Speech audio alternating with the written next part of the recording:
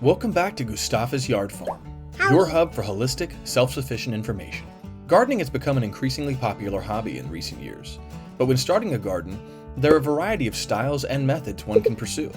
So today we're talking about the pros and cons of in-ground gardens, raised bed gardens, and container gardens.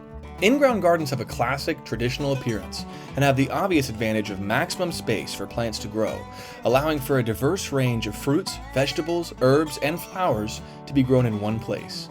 Additionally, this space provides plants with access to a greater volume of soil, which allows for more nutrient cycling and microbial activity, and deeper root penetration, creating better stability and access to water. This requires less frequent watering. In the long term, in-ground gardens offer the exciting possibility of improving the soil quality in one's yard or farm from season to season, and their ease to expand makes them more flexible to a gardener's growing ambitions. Beyond the practical benefits, an in-ground garden can also be more versatile as a decorative addition to a yard, producing a beautiful and calming outdoor space, adding color, texture, and fragrance to any yard or garden. And because of the open nature and size of an in-ground garden, these aesthetic, pleasing, beautiful spaces can be more intimately explored and walked through versus a smaller raised bed garden.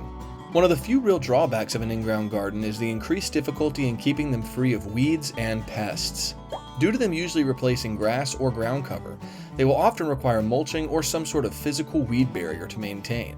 Additionally, the soil quality can be difficult to supplement if one finds himself in a yard with particularly poor soil quality. This, of course, can be fairly easily overcome with the introduction of poultry or other soil-enriching livestock, which we'll be talking about soon in future videos. An alternative gardening method that has become quite popular is raised bed gardens. Raised bed gardens offer a variety of benefits, but the biggest by far is their ease and simplicity to maintain and manage versus traditional in-ground gardens. Raised beds reduce the need for weeding and make it easier to spot and remove unwanted plants, as they will frequently have a deep barrier eliminating grass seed and weed recurrence. They also tend to have fewer pest problems since the soil is less likely to be disturbed by foot traffic, and gardeners can create a physical barrier to deter pests from entering the garden. Generally, raised beds have better drainage, allowing air and water to penetrate the soil more easily and promote better root development and more soil porosity. An additional benefit is raised bed gardens allow gardeners to customize the soil mixture to fit the specific needs of their plants, which can be particularly useful in areas where the soil is deficient in certain nutrients. Raised bed gardens can also be designed to be at an accessible height, which reduces the need for bending or kneeling, making it an ideal option for those with limited mobility or disabilities. You can construct them with a range of materials such as wood, stone, or concrete, and create any shape you desire. The only real drawback to raised bed gardens is their price tag and their limited space and alterability. The cost of a raised bed garden can become more significant as you will need to attain the materials to make them as well as the soil to fill them with. Access to a truck may reduce the cost if you can purchase soil at a landscape supply, but if you find yourself buying soil and compost by the bag, the cost can really start to add up. A third style of garden that is becoming more prominent in cities and neighborhoods is a container garden. As the name suggests, container gardens involve growing plants in various types of containers such as pots, planters, and hanging baskets, which can be placed on balconies, patios, windowsills, or aesthetically placed through one's yard or deck. One of the main benefits of container gardening is that it allows for greater flexibility and mobility, as plants can be moved around to optimize sunlight exposure or to protect them from inclement weather.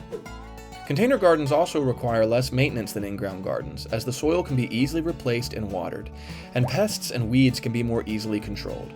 Container gardens are uniquely decorative as they offer a great way to add color, texture, and interest to small outdoor spaces. The only real downsides with a container garden are the limited space for plant growth, which may inhibit production, and the cost associated with higher quality containers or baskets. While container gardens generally need to be watered more frequently, they actually use significantly less water than in-ground gardens or raised bed gardens, as 100% of the water is applied directly to the plant, and water retention can be increased with clay or closed-bottom containers. So these are three of the most common styles of gardens. Comment below if you've used one of these before or if you plan on building your own garden this year. Also, feel free to comment if you think we misrepresented one of these styles or if you've had a bad experience with one in the past. If you're interested in learning more, please check out the listed affiliate links in the description below. If you like what you saw today and want to see more like this, please consider liking and subscribing for more content. It helps us beat the YouTube algorithm and is always very encouraging to us. Thank you. If you'd like to support the channel in other ways, consider using our affiliate links below to purchase some gardening resources. Thanks again for watching. Gustafa's Gotta Run.